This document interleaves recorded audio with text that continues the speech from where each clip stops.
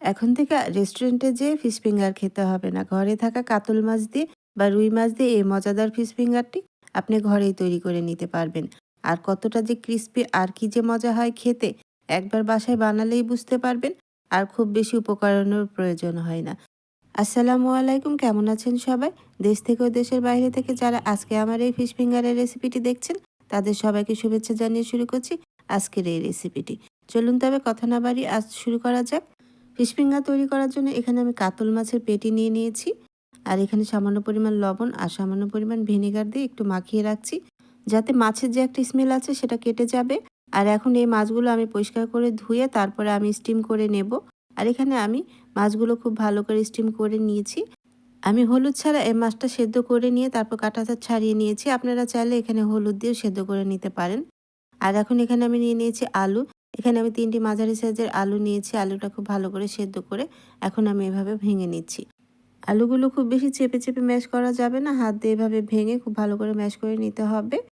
এখন আমি একটি ফ্রাই প্যান বসিয়ে দিয়েছি। ফ্রাই প্যানে ৩ টেবিল চামচের রেগুলার রান্নার তেল দিয়েছি। আর ১ টেবিল চামচের মতো জিরা দিয়েছি। আর এখানে হাফ কাপের মতো পেঁয়াজ কুচি দিয়ে একটু ভেজে নিচ্ছি। পেঁয়াজটা যখন একটু নরম হয়ে এসেছে তখন আমি দিয়ে দিলাম হাফ টেবিল চামচের মতো আদা রসুনের পেস্ট। এখানে আদা রসুনের পেস্টটা একটু কমই দিতে হবে। এখন আদা রসুনের পেস্টটা পেঁয়াজের সাথে খুব ভালো করে আমি এভাবে ভেজে নিচ্ছি, যাতে কাঁচা স্মেলটা না আসে। পেঁয়াজটা আর আদা রসুনটা আমার ভাজা হয়ে গেছে।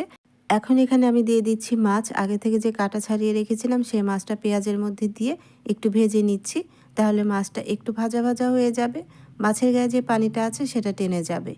এখন আমি এখানে দিয়ে দিলাম ১ টেবিল চামচের মতো হলুদ গুঁড়ো, হাফ টেবিল চামচের মতো ধনিয়া গুঁড়ো, ১ টেবিল চামচের মতো লাল মরিচের গুঁড়ো। ঝালটা যে যেমন খেতে চান সেই রকম করে বাড়িয়ে কমিয়ে নেবেন। ১ টেবিল চামচের মতো দিয়ে দিলাম ভাজা জিরার গুঁড়ো। এখানে ভাজা জিরার গুঁড়োটাই দেবেন, তাহলে সুন্দর একটা ঘ্রাণ আসবে। এখন আমি আলুগুলো দিয়ে দিলাম। এখানে প্রায় ১ কাপের মতো আমি আলু দিয়েছি। এখন খুব ভালো করে মাছের সাথে আমি মিশিয়ে নিচ্ছি। এখানে আলুর পরিমাণটা একটু কম দেবেন। মাছের পরিমাণটা একটু বেশি থাকলে এই ফিশ ফিঙ্গারটা খেতে বেশি ভালো লাগবে। এখন আমি খুব ভালো করে আলুর সাথে মাছের সাথে ভালো করে রান্না করে নিচ্ছি, যাতে আলু আর এই মাছটা একটু শুকনা শুকনা হয়। এভাবে রান্না করে নিয়েছি আর খুব বেশি সময়ও লাগে না। মিডিয়াম আঁচে এটা আপনাকে রান্না করে নিতে হবে। ফিশ ফিঙ্গারের জন্য আমার এই পুরটা তৈরি হয়ে গেছে। এখন আমি স্বাদমতো লবণ দিয়ে দিচ্ছি। আর এখানে লবণটা পরে দেবেন, তাহলে কালারটা নষ্ট হবে না। এভাবে এখন আমি খুব ভালো করে মাখিয়ে নিচ্ছি।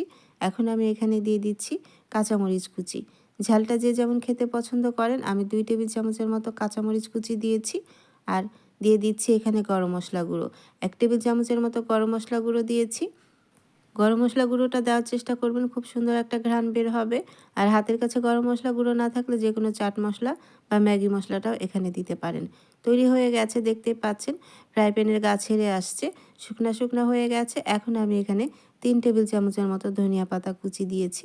দিয়ে এখন আবারও আমি খুব ভালো করে মিশিয়ে নিয়েছি।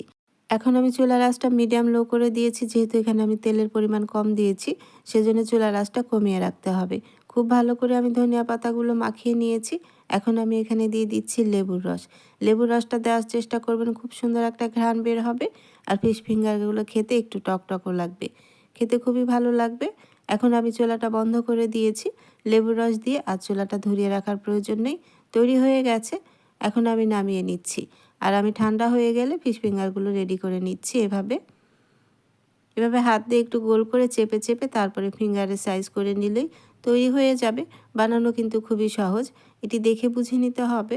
আর হাতে তেল মাখিয়ে নেওয়ারও প্রয়োজন নাই, যেহেতু আমি তেল দিয়ে এই পুরটি তৈরি করেছি। এভাবে সম্পূর্ণ ফিশ ফিঙ্গারগুলো আমি তৈরি করে নিচ্ছি। এরকম নতুন ও সহজ রেসিপি দেখার জন্য অবশ্যই আমার ইউটিউব চ্যানেলটি সাবস্ক্রাইব করে রাখবেন। আর যারা আমার ইউটিউব চ্যানেলটি সাবস্ক্রাইব করেছেন তাদেরকে অসংখ্য ধন্যবাদ জানাচ্ছি। আমি আমার পছন্দ অনুযায়ী ফিশ ফিঙ্গারের সাইজগুলো তৈরি করে নিচ্ছি। আপনারা চাইলে মোটা এবং চিকন করে নিতে পারেন, তবে আমি যেই সাইজটি করেছি এটি ঠিক আছে। বেশি পাতলা করলে আবার কিন্তু ভেঙে যাবে ভাজার সময়। যেহেতু এখানে মাছের পরিমাণটা বেশি দেওয়া আছে, আমি এভাবে সবগুলো ফিশ ফিঙ্গার বানিয়ে নিয়েছি। দেখতেই পাচ্ছেন নিশ্চয়ই কতগুলো ফিশ ফিঙ্গার তৈরি হয়ে গেছে। ফিশ ফিঙ্গারগুলো এখন আমি ভেজে নেব। আপনারা চাইলে এই অবস্থায় কিন্তু ফ্রোজেন করে রাখতে পারেন। ডিপ ফ্রিজে ফ্রোজেন করে রাখা যাবে, ডিমে চুবিয়ে ভেজে নিতে পারবেন। এখন আমি ডিম ভেঙে নিচ্ছি। এখানে আমি 2টা ডিম নিয়েছি। আর ডিমের মধ্যে আমি দিয়ে দিয়েছি হাফ টেবিল চামচের মতো গোলমরিচ গুঁড়ো আর সামান্য পরিমাণ লবণ। ডিমটা খুব ভালো করে গুলে নিয়েছি আমি। আর এই ফিশ ফিঙ্গার তৈরি করার জন্য অবশ্যই আপনাকে ডিম নিতে হবে। এখন আমি ডিমের মধ্যে গড়িয়ে ব্রেডক্রামের মধ্যে গড়িয়ে নিচ্ছি। আর এটি আপনাকে খুব আস্তে আস্তে করতে হবে, যেহেতু এখানে আলু দেওয়া আছে, ভেঙে যাবে। একটু খেয়াল করে এভাবে ব্রেডক্রামের মধ্যে গুঁড়িয়ে নিতে পারেন। আর আমি এখানে একবারে গুঁড়িয়ে নিয়েছি, আপনারা চাইলে ডবল কোট করে নিতে পারেন।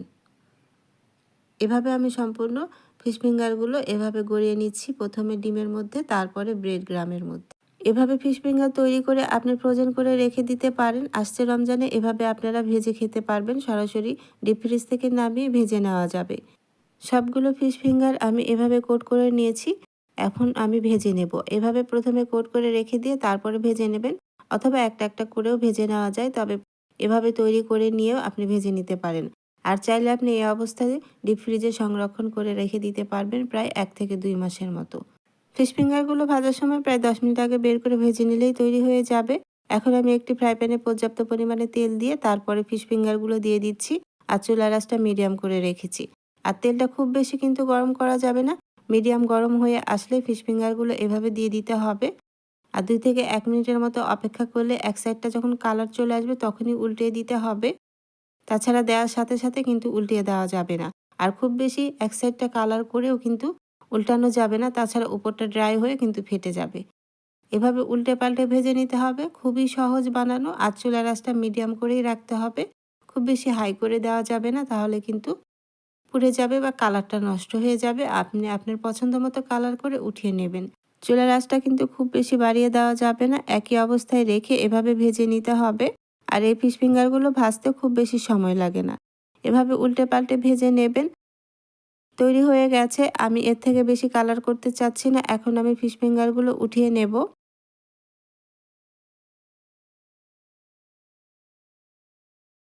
দেখতে পাচ্ছেন নিশ্চয়ই কতটা কালারফুল হয়েছে আর কতটা সুন্দর হয়েছে, আর খেতেও কিন্তু খুবই মজা হয়েছে। আর যখন দ্বিতীয় ব্যাচ ভাজতে যাবেন তখন চুলার আঁচটা লো করে দেবেন, যেহেতু তেলটা গরম আছে। এভাবে ফিশ ফিঙ্গারগুলো আমি ভেজে নিয়েছি, আর খুব সহজে তৈরিও হয়ে গেছে, আর খেতে কিন্তু অসম্ভব মজা হয়। বাসায় কিন্তু একবার ট্রাই করতে পারেন। যারা নতুন রাঁধুনি তারা যখন দ্বিতীয় ব্যাচটি ভাজতে যাবেন তখন চুলার আঁচটা লো করে দিবেন, যেহেতু এটি ডিমে গড়িয়ে নেওয়া হয়েছে, তেলের মধ্যে ফেনা ছাড়তে পারে। চুলার আঁচটা লো রেখে এভাবে ভেজে নেবেন, আর তেলটা গরম থাকলে এক সাইডটা এমনি কালার চলে আসবে। এখানে চুলার আঁচটা বাড়িয়ে দেওয়া যাবে না, তাহলে কিন্তু পুড়ে যাবে, তখন আর খেতে ভালো লাগবে না। তৈরি হয়ে গেছে মজাদার ফিশ ফিঙ্গার। আর আপনি যে কোনো মাছ দিয়ে এই ফিশ ফিঙ্গারটি তৈরি করতে পারেন, খেতে কিন্তু খুবই মজা হয়। ব্রেড গ্রাম দেওয়ার জন্য খুবই বেশি মুচমুচে হয়েছে, বাইরেটা ক্রিস্পি আর ভিতরটা সফট হয়েছে, আর ভিতরটা দেখতেই পাচ্ছেন কতটা সুন্দর হয়েছে। আর খেতে তো অসম্ভব মজা হয়েছিল। বাসায় একবার অবশ্যই ট্রাই করতে পারেন। আর আসছে রমজানে এভাবে ফিশ ফিঙ্গারগুলো এখনই তৈরি করে ডিপ ফ্রিজে সংরক্ষণ করে রাখতে পারেন। আশা করছি আজকে আমার এই ফিশ ফিঙ্গারের রেসিপিটি আপনাদের ভালো লেগেছে। রেসিপিটি ভালো লাগলে অবশ্যই আমার ইউটিউব চ্যানেলটি সাবস্ক্রাইব করে রাখবেন ও একটি লাইক কমেন্ট শেয়ার করে দেবেন। আর যারা ফেসবুক থেকে দেখছেন তারা অবশ্যই আমার ফেসবুক পেজটি ফলো দিয়ে রাখবেন ও একটি লাইক কমেন্ট শেয়ার করে দেবেন। আজ বিদায় নিচ্ছি। চলে আসবো আবারও অন্য কোনো নতুন ও সহজ রেসিপি নিয়ে।